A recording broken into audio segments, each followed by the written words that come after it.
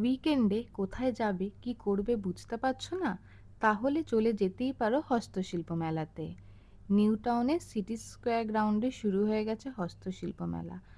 আর এই গ্রাউন্ডটা হচ্ছে সেন্ট্রাল মলের ঠিক উল্টো দিকে। আর এই মেলাটা চলবে 14ই ডিসেম্বর পর্যন্ত, তাই তাড়াতাড়ি দেরি না করে এক্ষুনি চলে যাও মেলাটাতে।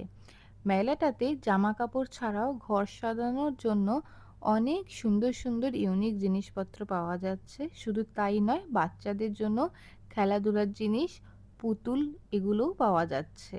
এছাড়াও মেলাতে গেলে তোমরা দেখতে পারবে লাইভ বসে ছবি আঁকছেন। এছাড়াও অনেকে ওখানে বেতের জিনিসপত্রও তৈরি করছিল, তো তোমরা চাইলে সেগুলোও কিনতে পারবে। আমি গিয়েছিলাম আমার 2 বন্ধুর সাথে।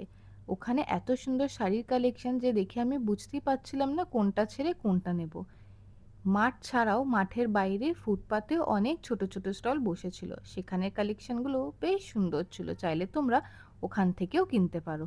এছাড়া আমি যেটা দেখলাম সেটা হচ্ছে 2026 সালের ক্যালেন্ডারও চলে এসেছে।